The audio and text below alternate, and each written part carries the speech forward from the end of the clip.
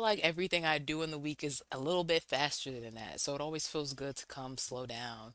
Right? To have a Yeah. pause and just take a deep breath and see what's going on with the week. Yeah, and like Hmm. for me, pause is even slower than that. Everybody's like, enjoy your off day. I'm like, it's not an off day. What's your definition of off? You know what I mean? So it's like, just off is completely off. Slow is slowed down even more, but I like it. It's a different kind of rest. Yeah, it is. It is. And, that's what I look forward to talking about. We were just talking about social media and my social media campaign that I need to start. And what's been the last post is start from rested.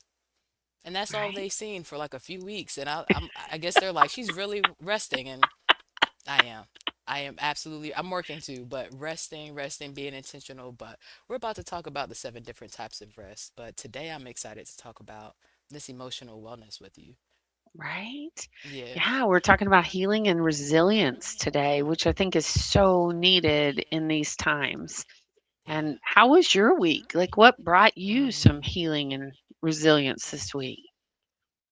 It's funny, healing and resilience actually came from, I'll do two W's. One is working, because we were just Hmm. talking about rest, right? And now being in New Jersey, being in a shore community, what they don't talk about when you travel to the beach from Georgia and you're like, oh, splashing in the water, so excited to be at the beach, is that when it's not the summertime and when it's not the busy season, things lull. So a lot of Hmm. people here are expecting to be on unemployment or have to have some type of part-time job or something to make it get through those colder months. Has been how it's been for decades. So I'm grateful to be able to be working full time, to get back to the steps that I like to take with the businesses, the logistics, and everything at the pace that I'm usually at. I usually schedule people part-time. I'm usually in management over schedules and I have more time than I want. I'm not used to being part-time and piecing things together, unless I want to when we're in the businesses. So working. And then I was thinking about you earlier, writing out my wins. My Mm. win list was so long this week, and it usually is every week. So really focusing on that. What about you? Right? Yeah. Yeah, I've had a lot of really yummy connection Mm, recently. I've had capacity. My capacity is building coming out of those years of grief and loss. And so, pre-pandemic, I had started to build locally. And then when the pandemic happened, I had to go more globally or yeah, you did. nationally. And then I went through those years of grief and loss. And so I just am starting to rebuild my local connections and Mm-hmm. really having a good time, like having Good. coffee and chats in person.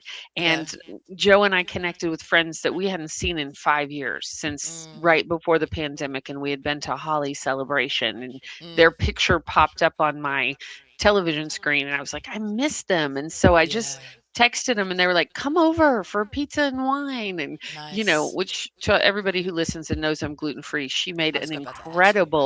an incredible cauliflower pizza. Oh, And my friend Hina is from India, and yeah. she made paneer pizza.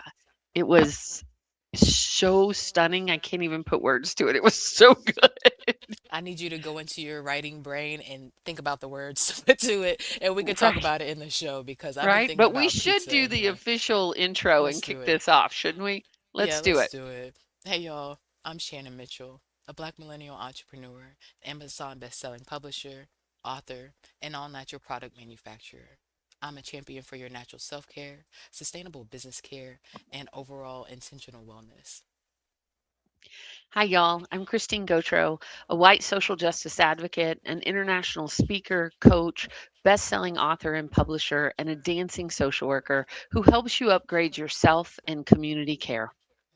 Together, we are a podcast rooted in the 8 dimensions of wellness and the co founders of Women Connected in Wisdom Community. And we like to get together every week with a special guest for intentional conversations about how to be wise in business, relationships, and wellness. How do we do this? How Ooh, do we so much do stuff to it? do, so much stuff to do, and not just cauliflower pizza crust, which has been on the list, it's been on the list. But emotional and mental well being, wow, such a big Right? category. Well, especially during these times, right? Yeah. I think that a lot of people are feeling like the world is on fire and there's a lot of big stuff going on if you're paying attention. And so I think that that can really take a toll on our emotional and mental wellness.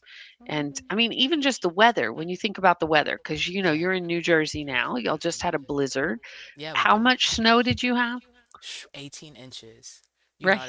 I've been talking to my teammates about the difference of their emotions when it's like this versus the summertime is beautiful, it's sunny for longer, things like that, you know. So the days are getting longer, which is nice. It's not dark before 5 o'clock now, but Mhm. definitely changes outside time and, you know, things like that, of course. Right, and even just being able to function sometimes, right? Getting your Yeah. meds that you need, Mhm. getting outside, the extra chores that it puts on. I mean, I just Yeah. think about there's so much that folks are dealing with nowadays. And then the other thing is we're so connected by our phones and our devices that we hear about things across the world that before we would have never been exposed to. So Yeah. I think there's a lot as far as our emotional and mental wellness goes. Should I read the definition for our listeners today so they know what we're Sure. talking about? Yeah, All let's do right. it. So, y'all, for our Women Connected in Wisdom definition, we talk about emotional and mental wellness is about being aware and intentional of our feelings in all situations. It includes having the capacity and tools to handle and express these emotions in a healthy manner and the ability to learn and grow from experience. Emotional well being encourages autonomy, useful decision making skills, and striving towards good mental health. Mhm. What jumps out at you from that definition today, Shannon? Yeah. I was thinking about capacity. Capacity. You know, I've been watching myself. How do I explain it?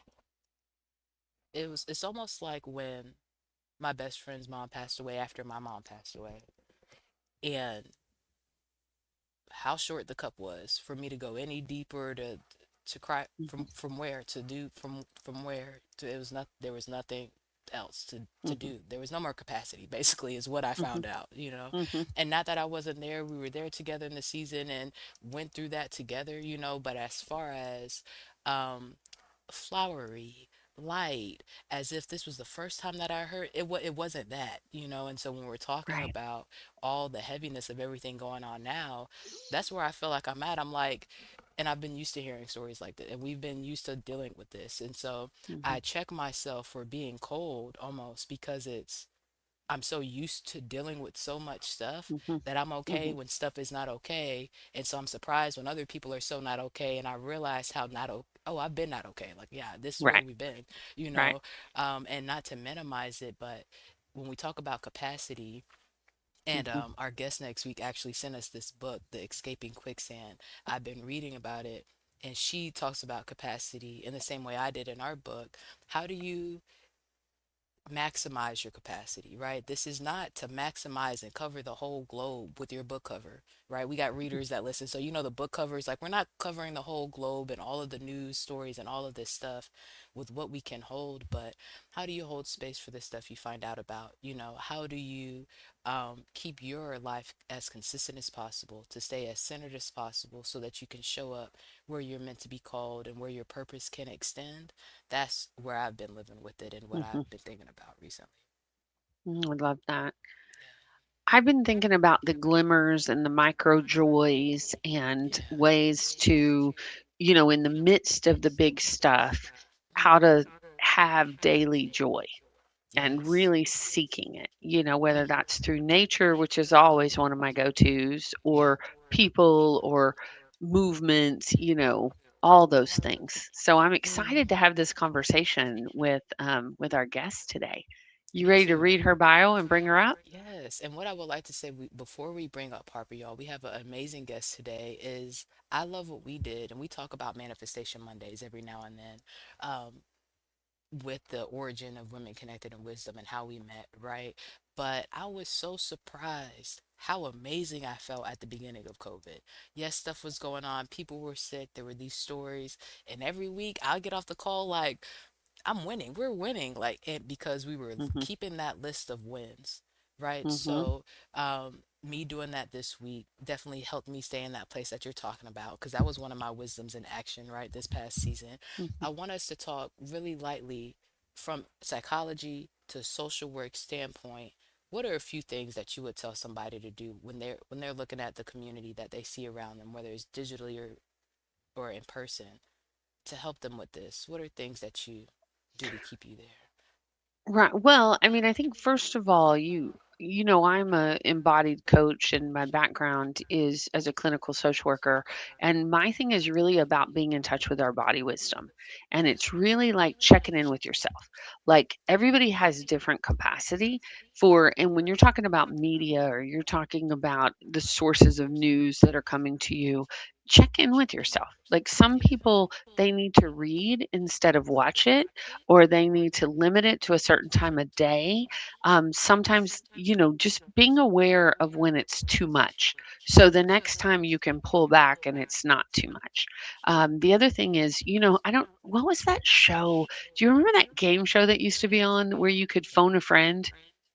Um, are you It was smarter like than a fifth million grader? dollar. Well, it could be. It could have been the fifth grader or the millionaire, but there was always one where Do you you could want to phone be a a friend. millionaire? Like there was a Yeah, lifeline, right? yeah, yeah. And so I always tell folks, have your lifeline people to where if you Hmm. start to spiral or if you start to like things get too much, you have somebody you can call. And I always ask because everybody's in my experience right now, everybody's like full. So it's like Hmm. asking, hey, do you have 5 minutes you have capacity for me to talk Yeah. about something and get that consent and then have that conversation with a trusted friend. And like I have my people that will tell me, when was the last time you've been outside? Like you tell me, when have you been in your labyrinth? Like when have you like you have your people that know you well enough to know, when was the last time you danced? When was the last time you sang a song? When was the last time you wrote in your journal? And that accountability buddy, like we did through Manifesting Monday in community Yeah. about the things that bring you joy.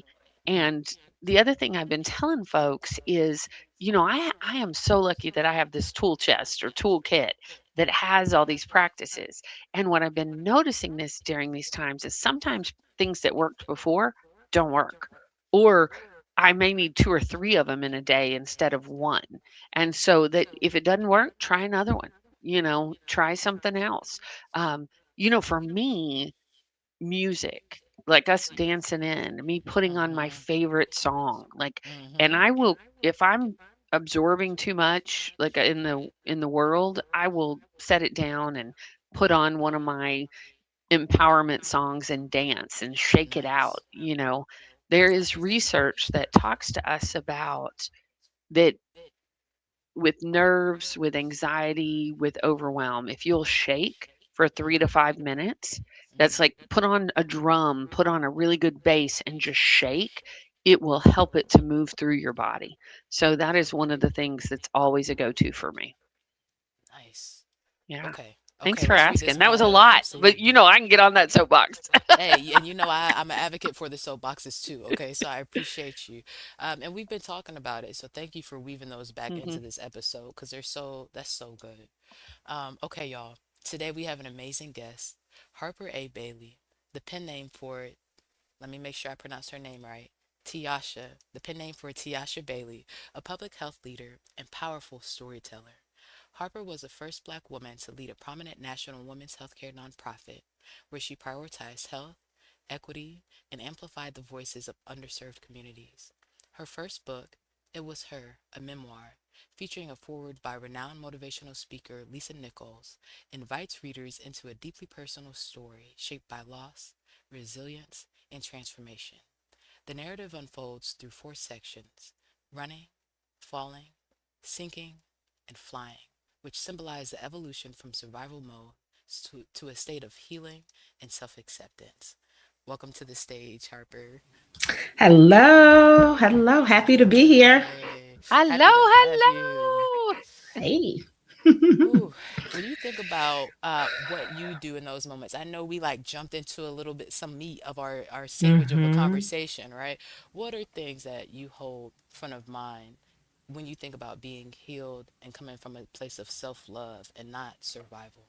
Mm, that is an amazing question. So I would say, in terms of things that I kind of hold near and dear when I think about healing, and because I think about it, healing as a process and as a journey. So I try not to say, oh, I've been healed. There are some things that no longer hurt me as much as they have in the past, and I have some perspective around those things. But still on the healing pathway. So things that I think that I keep and hold center, a lot of what Christine mentioned actually around body wisdom, right? Yes. Knowing at any given moment kind of what types of things bring me joy, what types of people, who do I need in my circle, how to reach out to them, um, how to also assess how I'm feeling, because that was a part of my healing journey. I recognized over time that trauma puts you in a place sometimes where you no longer can feel.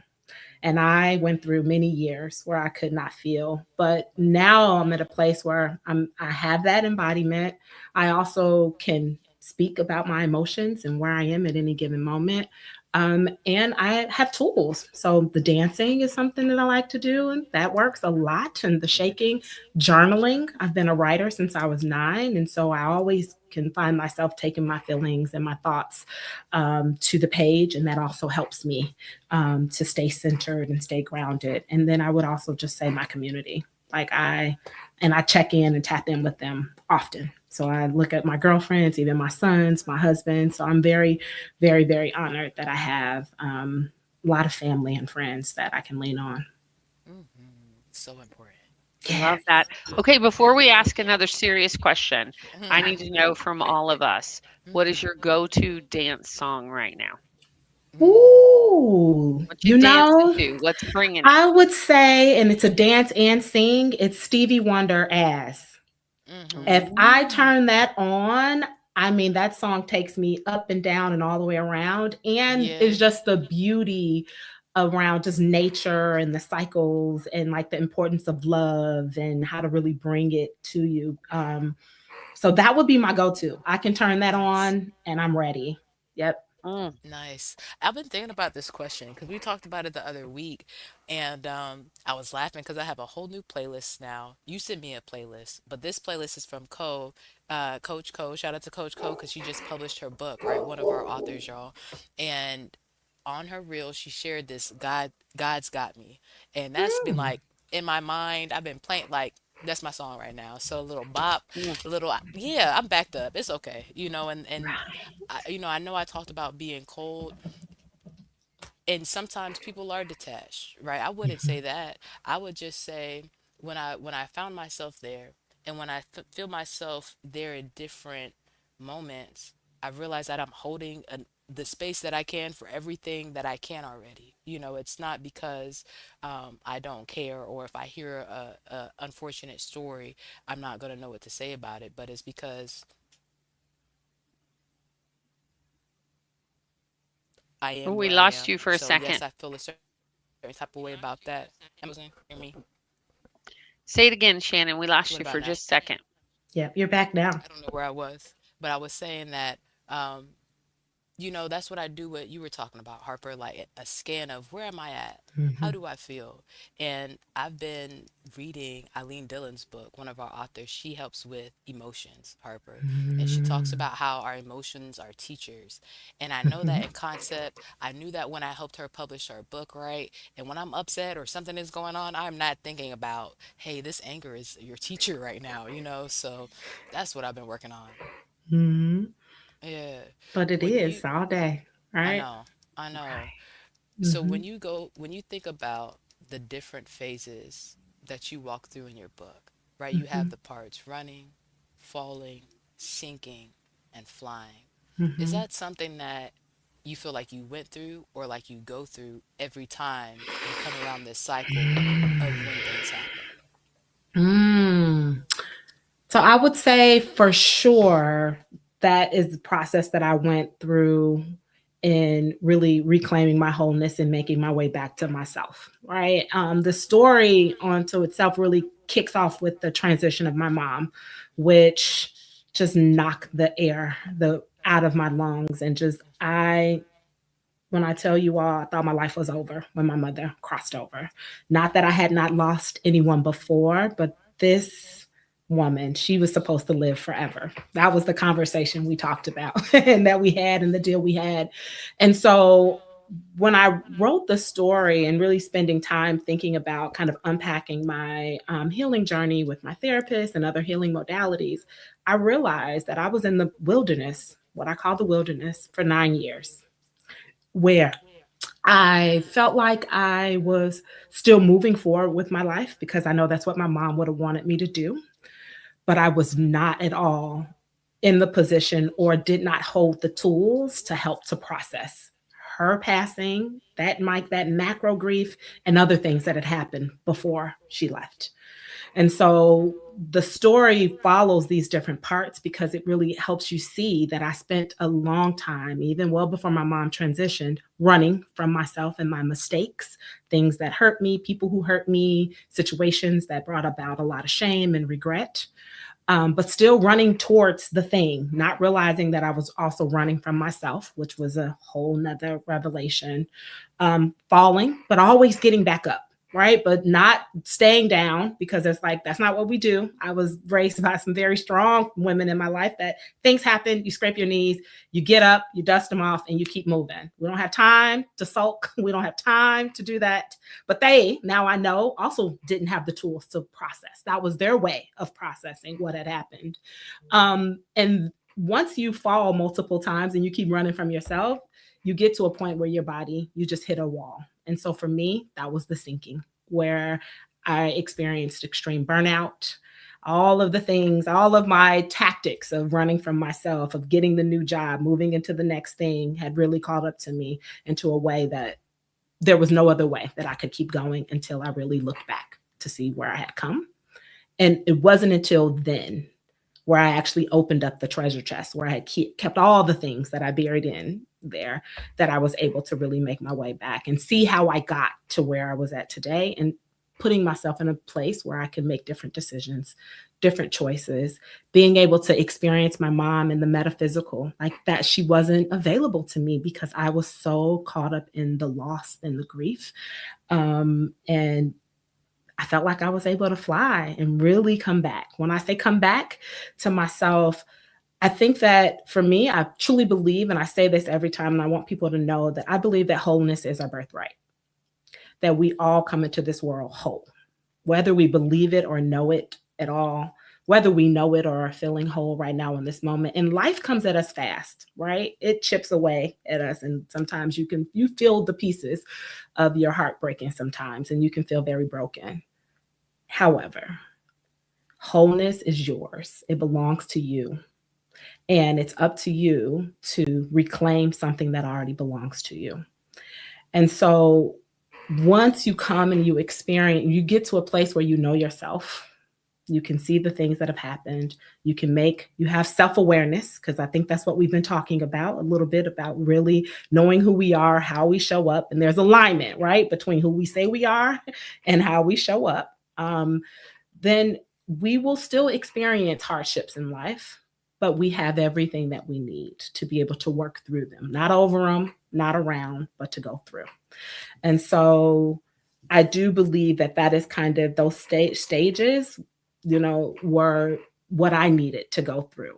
Now, when hard things happen, there's no running because I know running doesn't serve me anymore.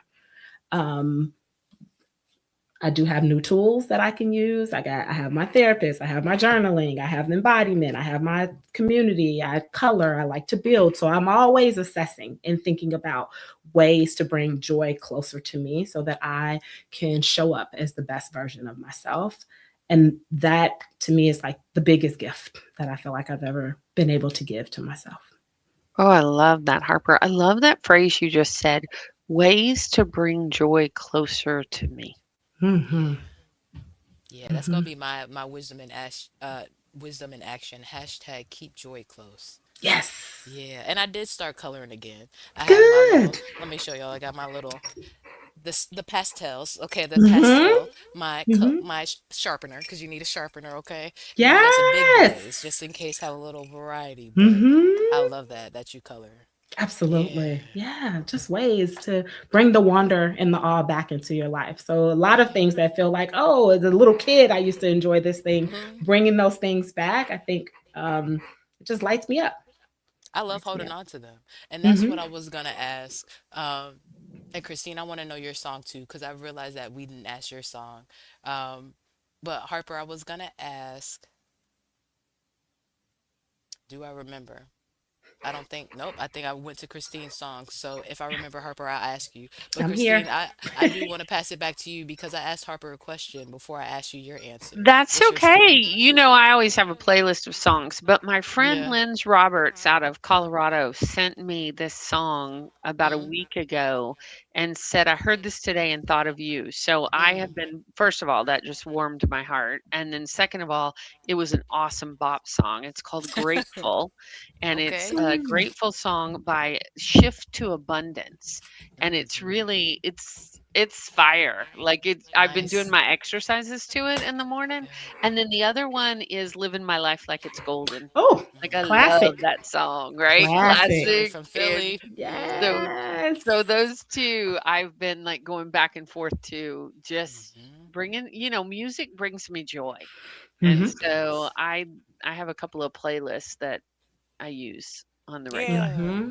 I Hmm. was laughing one day, y'all. I was out for a friend's birthday, and this guy was trying to hit on me. He's like, "What type of music do you listen to?" And I'm thinking about my lo-fi and all my relaxing music, and I'm like, "That is not what he wants to hear." Not that I care, but I definitely like keep it, like you're saying, either fun, boppy music that I can dance to, or calm stuff that'll keep my vibes at a certain place so I can get my work done. I love that. Hmm. Okay.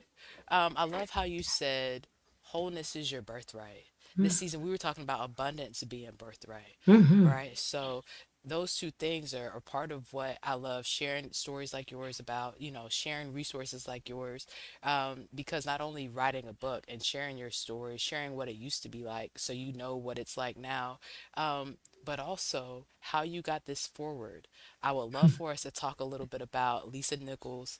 Hmm. In your writing process and how she came to be the person to write your forward, because a lot of times I think that we think about things happening a certain way, especially Hmm. when things are hard. We go back into the way that we used to think about it. So can you tell us what that was like for you? Yes. So, just a little bit about the story. I can't take a lot of credit for this. Yes, I wrote the book, but I will tell you, this experience was definitely one that was deeply spiritual. It came, I like to say it's a God idea, something that I knew that it didn't belong to me, but I knew intuitively, like, oh, this is something I need to do. When the idea came to me, it was like, oh, you're going to write a book. Not a problem. I have a lot. I'm very imaginative. I grew up as an only child. I'm going to write about lions, tigers, and dragons. Why not? I like Mm, fiction work. Not, I can do that. And my spirit was like, nope, we got to go there. It's going to be a memoir. And I was like, oh, there's no way. At that time, I was still working through my healing, working with my therapist, recognizing that I had turned a corner, but did not feel like I had a story within me just yet that I could share with other people. So I put it down for some time. But the thing about it, when something comes to you by way of spirit, it'll keep coming. There will be a nudge, right? So, you'll watch something on TV and this lady just wrote this wonderful memoir. And I'm like, yep, good for her. Yes, you wrote a memoir. Or right. a friend would call me and say, oh, I just read this amazing book about so and so. And guess what? It's a memoir. And I'm like, oh, okay. You know what? I see what's happening here. And yet I'm like, I'm not ready to write about this thing, but I'm going to try. How about that? Let's just see if that'll tell my insides to hush. So I started writing.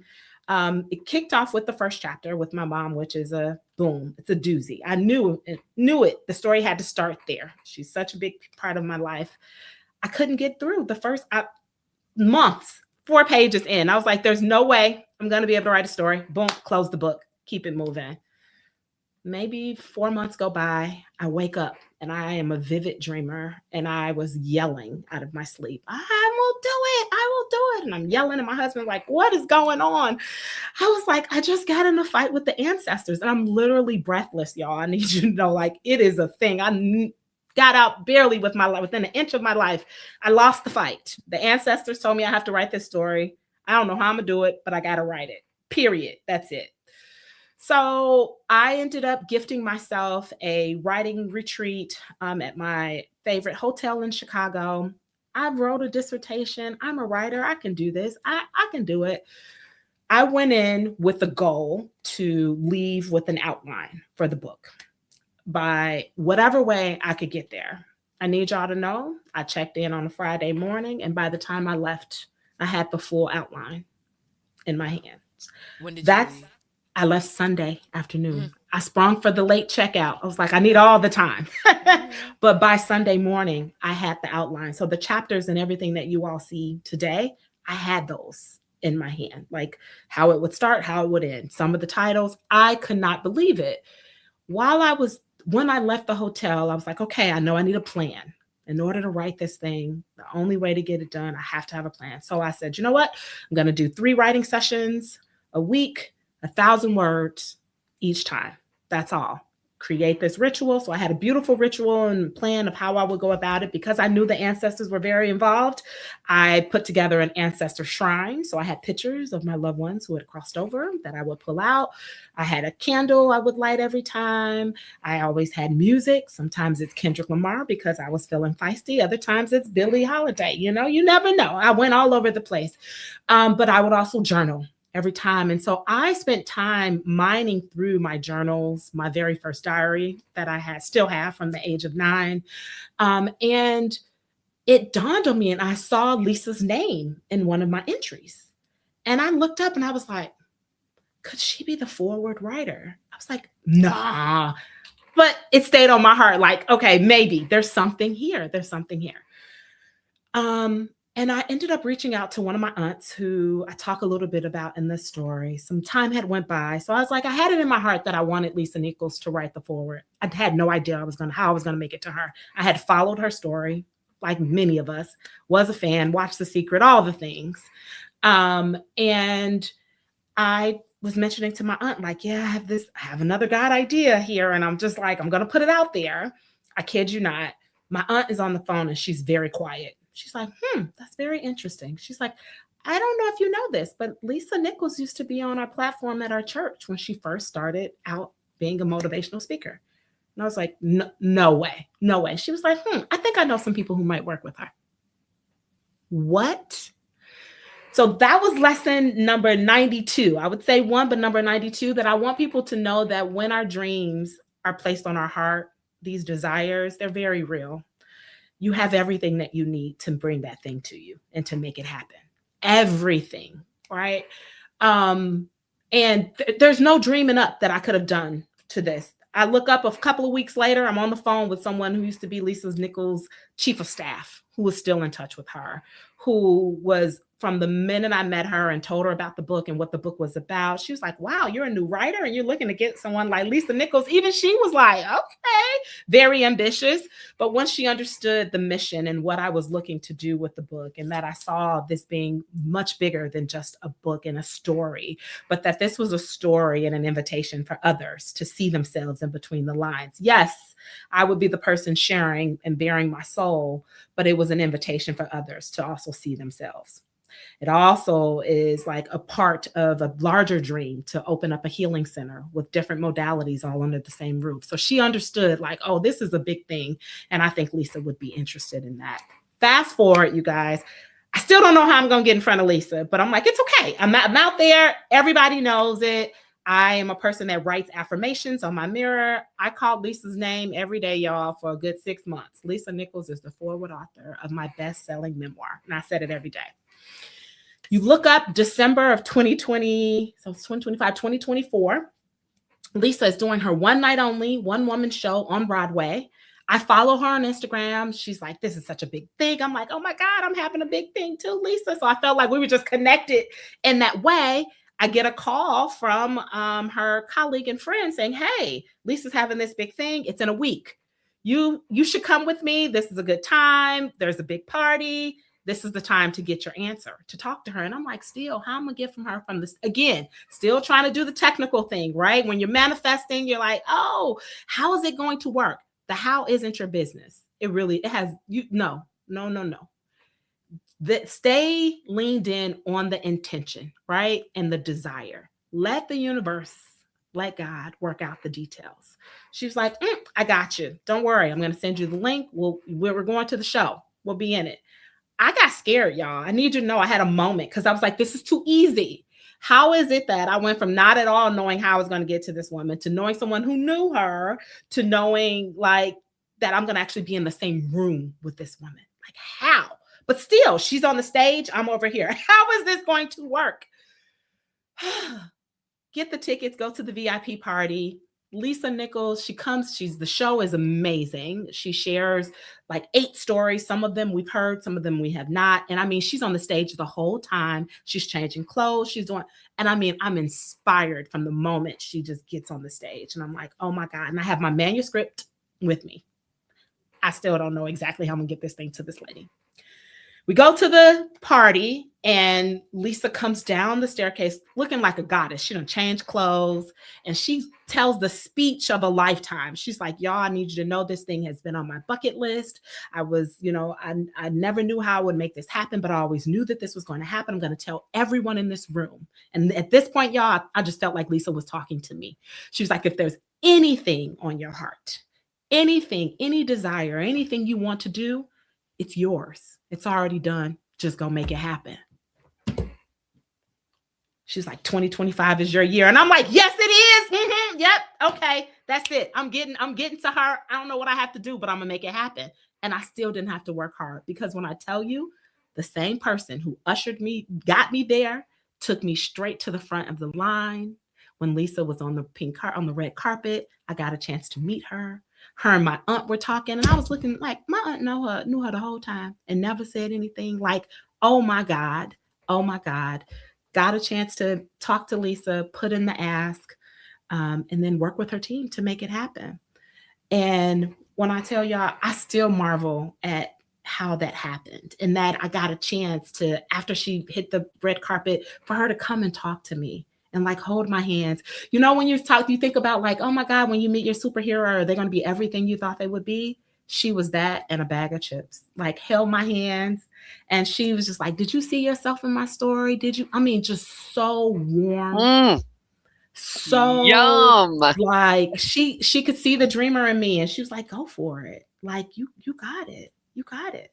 And put me in touch with her people and y'all, the rest is history. I love it. And y'all, the forward is amazing, and Lisa Nichols' voice, right?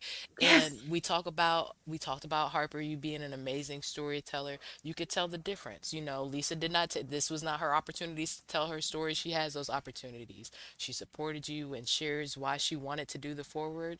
And the beginning of that story, so good, so good. Mm, Yeah. thank you. Thank you for that. Thank you for sharing. Yeah, absolutely. And I loved what you said about the how is not ours to know. Mm-mm, That mm-mm. leaning in and that desire. And I was always taught too that you feel it. Like you feel like when it comes true. And I just, that's radiating out of you as you tell this story, Harper. Yes.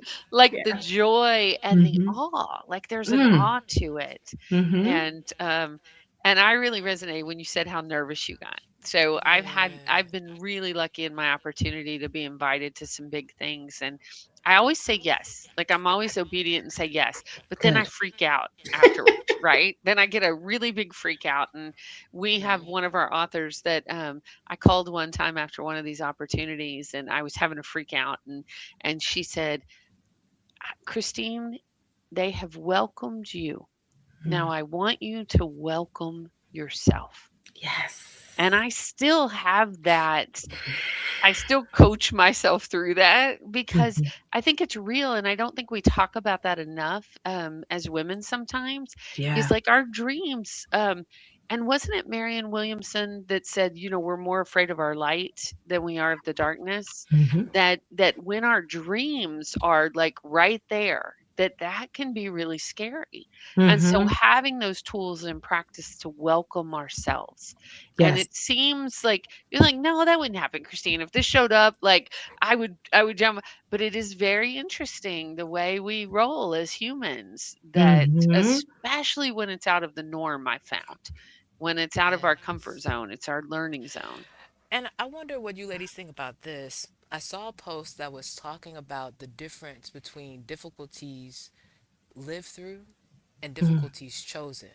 It's all this stuff I can say. It was difficult. God got me through. I started laughing in middle school, wasn't depressed. I worked on all this stuff, but the weight of the situation wasn't mine that I built, right? And now I'm a serial entrepreneur and it's 5 years in and it's, well, how is the weight sitting with the things that you choose for yourself? You know, it does feel a little different. So what do you ladies think about that? Hmm. I hadn't even thought about it in that way. I just think it's different once you feel like you've overcome something and you're looking back on it. Like, of course, when they say hindsight is 2020, I think you have a Yeah. different perspective. But the thing that I think Christine and I are talking about is that Hmm. when you have a dream that even feels so out of reach for you, like if, and I'm a dreamer, like I can see Jupiter from here with my eyes closed. Like that's just how I was born. But even when the ease of the dream and it comes to you in a way where you're like, this is my reality, and you have a moment where it scares you a little bit. And that I think it's normal. I Hmm. think it's normal. I'm It happy in is. your situation that you had someone to actually check you and get you going. I had a friend that I called who I said, okay, I got this opportunity. This is what I need to do. And she's like, and why are you calling me? She was like, get off of my phone. I have a call at noon. You have literally called Lisa's name for the last 6 months, and she is here. You just got to show up. You have until It's noon to show buy up. your plane ticket and the ticket to the show. Click. And I was like, oh, Now that's a good friend. that's a good That's a good friend. friend. Yes. Yeah. She snapped me out of it. She was like, yo, what are you doing? This is the thing you want. You're not going to be this close. Not on my watch. You're not going to be this close and to let Hmm. fear win. No. Right? Hmm. And that's the Yeah. thing, is the self-sabotage or the fear. Like, and I think it is really normal.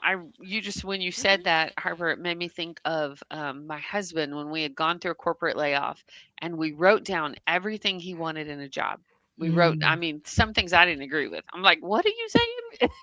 But he was like, it's my job. I get to manifest it. I'm Mm-hmm. like, all right.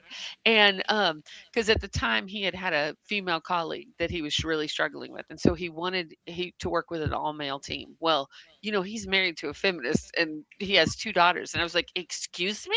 And he was like, "Look, this is just what I need at this moment." Yes. But so he wrote it all down, and then he gets this job interview, and it was his first big job interview after the unemployment, and they offered him more than he had written down because Mm-hmm. he had said this or more, and he paused and was like, well, it's the first one. Should I take? I'm like, wait, what? You just wrote down everything you wanted. They gave you more. Why would you even consider not taking it? But I Mm-hmm. think that what you're talking about, that fear or Mm-hmm. the, you know, am I worthy? Or Mm. am I allowed to have this? And the answer Mhm. is yes, Yes. right? The It's answer is yes. yes. Yes. And we often need that reminder. Even Mhm. when you have those moments, you're like, yes, yes. Mhm. Even though I was there, I felt like I was in a dream and my feet were levitating while Lisa's holding my hands. I'm like, this is not even real. I need you You to take. probably were. Did somebody take a picture? Were I you do. I have a levitating? picture. I probably were, right? We got a picture because I was like, I need a picture with you. Because when I go back and Yeah. tell people about the night that Mhm. I had, my friends Mhm. will believe me. But I'm like, I don't even believe it because this just is Right. not like, how Right. does this thing happen? But what's for you won't miss you. And Right. Hmm. so Oh, say we that again for the people what's in the back. what's for you won't miss you, right? Mhm. And it's not about how long it takes. It's not about how you get there. What's yours is for you. And that is the thing that we have to remind ourselves. And fear is, man, it's deadly. It can be deadly, which is another reason why you need to have people around you. You need to have tools, right? To be able to ask yourself questions like, am I letting, is fear driving right now? And I'm not, am I even in the car and fear is in the driver's seat and I'm in the passenger, or am I in the back seat, or am I even not in the car and fear done left me? Because that's happened too before, where Mm. fear just done ran off. Okay, got all my contents, my thoughts, and I'm like, oh man, you won, you got it. And that's when I know I have to check in with myself, like, Right. no, because it's something that seems, and I don't know exactly where it really became this thing, but it's like a default setting sometimes Mhm. when something too good to be true is like about to Mhm. happen, or something exciting happens. You have a moment where you're like, wow, life is good, and you're looking around and you're like, uh-oh, is the other shoe gonna drop? What is Right. that? What? That foreboding joy, like that I we don't mean, allow ourselves to have it, is real also. it's real. And so, but just being honest with yourself and checking in is so important, Right. and just being clear about what it is that's on your heart, right? And leaning into that intent. So Well, we noticed with our authors in book one and book two around emotional and mental wellness, it was also interesting what comes up when you're doing a lifelong dream. Uh, and sometimes in your environment and the people around you. And it's very telling sometimes mhm. about, we are big believers in collaboration over competition and celebrating each other's wins. And not all the world works like that. So, dealing with that as you're going for big dreams or big deals and having to process all those emotions that go along with, you published a book, you're a Mhm. bestseller, you now, some of your most vulnerable thoughts in a Mhm. memoir are out for the world. Like, Yes. how did you deal with that, Harbor? Oof. Well, I will tell you, writing the book, because it was such a spiritual experience, I there would be moments, and which is another what I'll talk a little bit about why I wrote chose to write under a pen name. But because it was such a spiritual experience and it was a dream that I knew that yes, I am the steward of the dream, but it's not for me. You're writing this book and it's for others. That really helped set me up for a different level of success there, because it's about me, but not about me, which allowed me to go there in a way that I don't think I would have ever been able to go there. Um, I One another thing that I think in terms of just timing, that what the dream with the idea, the God idea to write the book actually came a couple of years before I actually published the book. So there were still things that needed to happen in my life and certain things that needed to be orchestrated so that I could be truly writing from a place of the wound, right? Not the scar and not the wound. How about that? Where there's nothing in that book that I'm like, oh, I have shame around, guilt, any of that. These are situations. These are things that have happened to me. I have clarity around those situations. I have a lot of peace around them, and so I can share and could go there. Part of the reason why I also think I was able to go there is because when I would go into these writing sessions and this ritual and like had this turning on the music, turning on the incense, pulling out my shrines, speaking to my grandmother, seeing little me with my mom, like all of that really put me in a place where I truly was in a state of co-creation between God and the ancestors and me. Nothing else mattered. And so when I would write, y'all, I could barely keep up because the thoughts were just coming. The memories, things I'd have forgotten, came back to me in a way that I'm like, oh my God, I can close my eyes and see this thing and write about it. So much so that when I would leave the ritual, like leave the session, close it out, I would come back and I would open it and I'd be like, oh my God, I wrote that? Wait a minute now. Hold on now. Oh, wait, now I know I said I was gonna go there. Am I gonna go there right there right now? Oh, whoa, whoa. And You were every in the time creative zone, I in was the in the genius creative zone. zone. Yeah. Yeah, yeah. And every time my spirit would say, yes, you got to go. Yes, this is needed. And then I had my husband, who was my alpha reader, because there were a lot of things that in the story that I had talked to him about, but maybe not at the same level of detail, or maybe death, or some things that, like some stories that I honestly, genuinely had not like unearthed, but came up as part of writing and that I processed with my therapist that I hadn't shared with him. So having him be the alpha reader was also like a grounding experience for me, and just more of confirmation, like, yes, just keep going, just keep going. And I'm grateful that I did. I'm grateful that I went there. I'm grateful that I didn't allow fear, right, or the thoughts of others to get in the way of the story that needed to be told, right? That doesn't have a hold on me anymore, but can, I'm hoping, serves and can unlock the stories in others, because we all have stories. Yes, beautiful. And I haven't finished reading it, but I can imagine, the idea of, I don't even want to share any of it if they haven't read it yet. Okay. But let's say this, because you've shared a little bit, right? Yeah. Running and running from situations, running from yourself. We'll say it that way, right? I Mm-hmm. think that it helps a lot of people. I was talking to my friend a few years ago, and she was talking about trips going on, and it looks great. You go on social media and, oh, another trip, and she was not okay, so Mm-hmm. to know that, and to know that people run, and that can bring shame. Even one of our authors wrote about it in our book, how she was in New York in the foster care system, and she was just running since she was like 12. Mm-hmm. I think that helps people identify with where they are, identify with the pace, and forgive themselves for going that fast. And then what Mm-hmm. you were saying earlier, I have been thinking about this idea of like a processing table. So it helps you slow down, and all that stuff that you were trying to run from, now that it's beside you and not behind you or wherever it was going, right? How do Mm-hmm. we process it and get through it so we can really get back to that wholeness that you're talking about? Yeah. So yes, I commend you on doing the hard work, and Thank you. congratulations. Thank Of you. Mm. Thank course. you. Yes. And I think I can identify with your friend too about Mm, presenting one way, right? But yeah. what's going on, the insides and the outsides didn't match. Yeah. And Yeah. that was something that I knew for a very long time, but I was used to Mm, pretending. mm, I had got to a place where it was like I can show up one way, I can perform professionally, I'm doing really well when it comes to going to school and getting the degrees and doing all the yeah. things, right? Checking all the Mm-hmm. boxes that society says you need to check in order to be happy.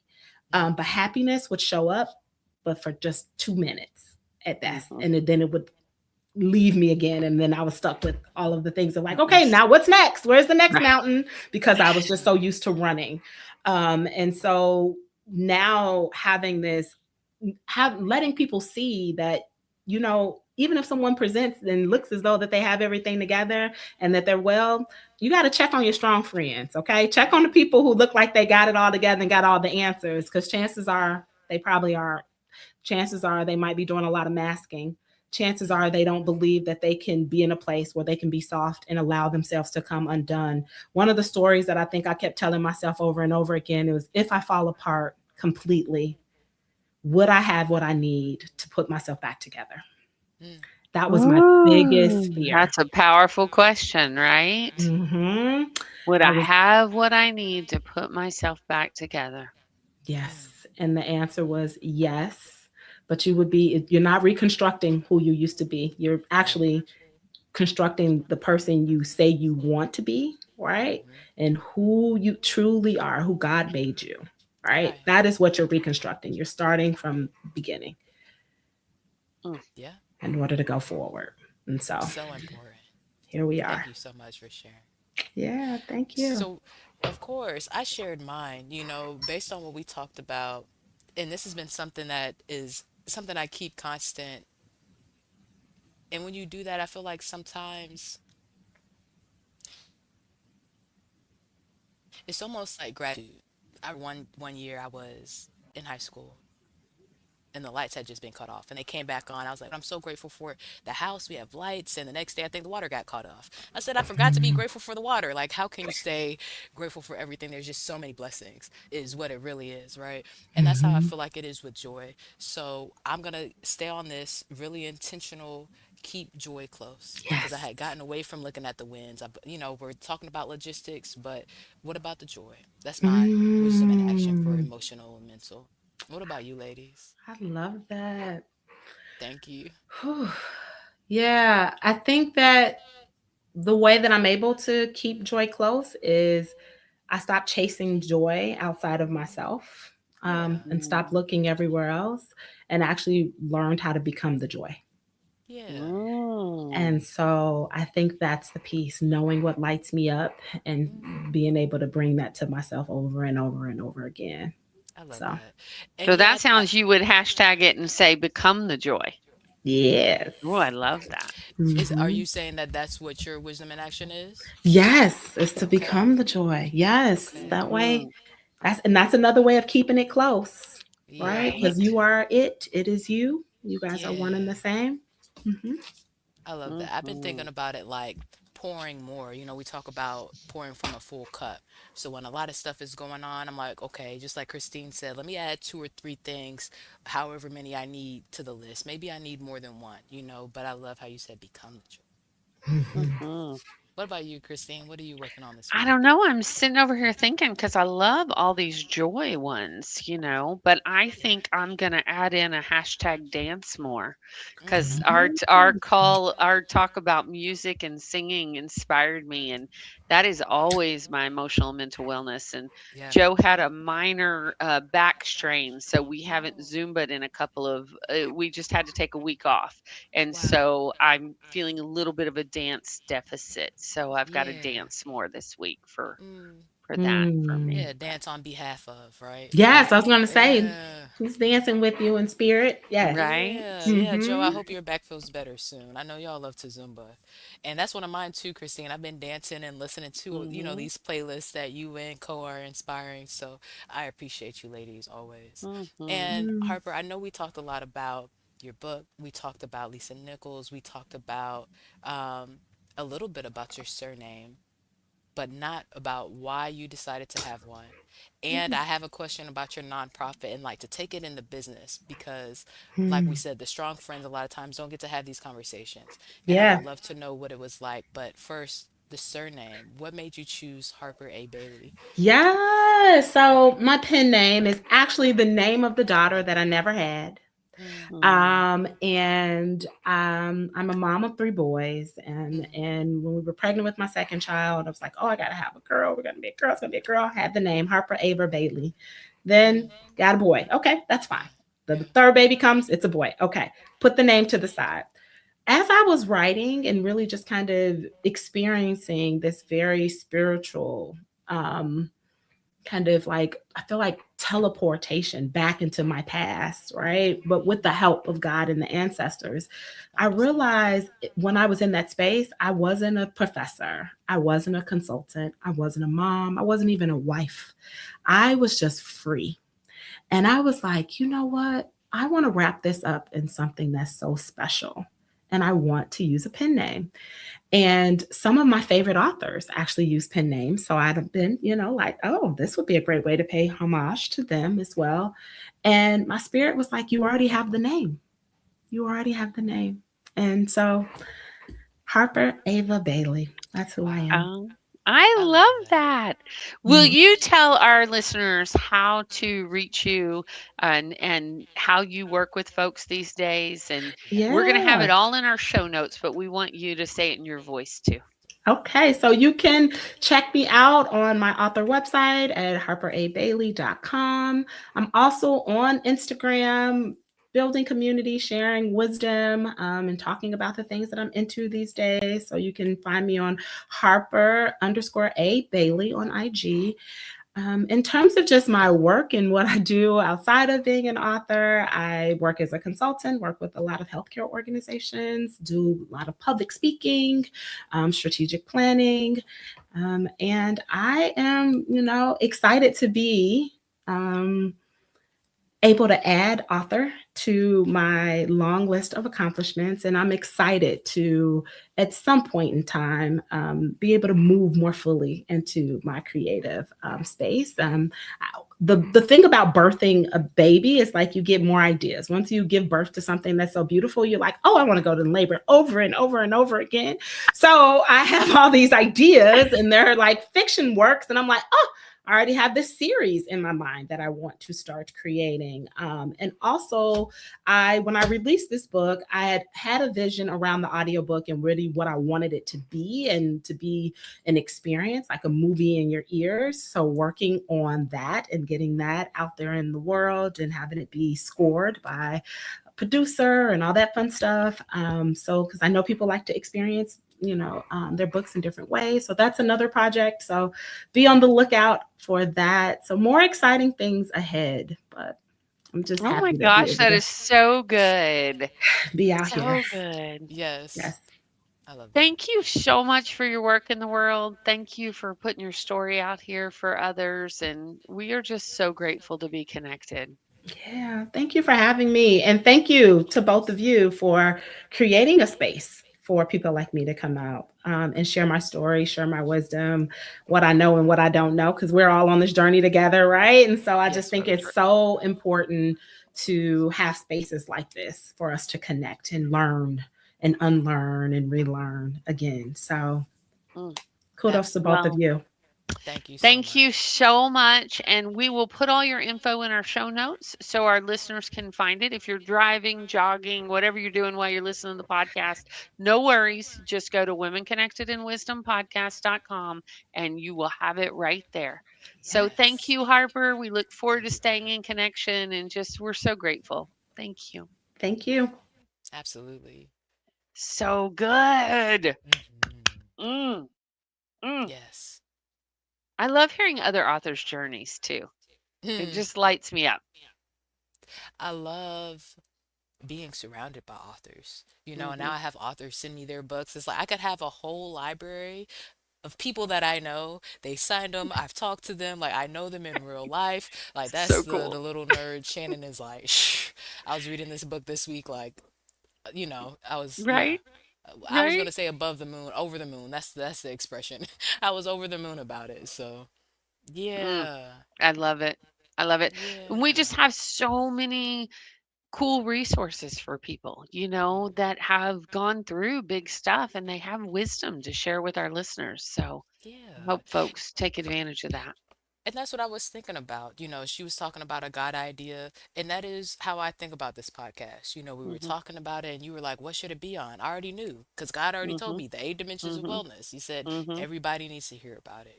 So, Hmm. um, that's what I was thinking about when she was talking about checking on your strong friends. Just because they're strong, just because they're doing well in some categories, doesn't mean they have all the resources they need in every single category. Right? And that was the frustrating part for me dealing with my mom and her not having the resources that I felt like in my heart I wanted for her. So I love that we Mhm. get to do this and that 5 years, 219 episodes, we're still supporting authors and doing dancing and talking and holding on to joy, becoming the joy, and being part of the change that we want to see in the world. Right? Yeah. Anything we want to shout out to our authors before we close episode 219? Yes. And talking about Oh, I books, said listeners, but I said authors. It snuck it's out. okay. And it could be both. So, if you want to be one of our authors, the doors are open right now. We're about to jump on another call, y'all, at 6:30 Eastern Standard Time. So we have about 28 minutes if you have time tonight, and you can get the recording. If not, we know that everybody is busy and again holding all the things that are already on your plate. But stories like this, if you've been Mhm. told that, hey, you need to tell this story and you feel like support will help you do that, we are here for you. If you're interested in doing an audio book, we do three different versions of the book, like Harper was talking about. So hers is going to be really cool. We haven't talked about music and stuff. That's her project, I but know. we could get you in the studio, and we'll do the audio book so that they have different ways of listening to it. Because not everybody takes the time to read or feels like they have that space when their kids are trying to tear those pages out. So we Right. got you covered so you can get the resources and enjoy our Women Connected. Well, and I would just say we have our next call is coming up on March 18th for Do You Want to Be a Women Connected in Wisdom author? And we answer all your questions. And you can go to our website, womenconnectedinwisdom.com, and find out all about what we're up to or our LinkedIn. It's in the show notes. But Yeah. we'd love to stay connected and have you join us. Yes, thank you so much for being here, y'all. We'll be here again next week for our episode 220, live at 5 Eastern Standard Time. In the meantime, be well, be wise, be whole. We'll see you soon. Peace.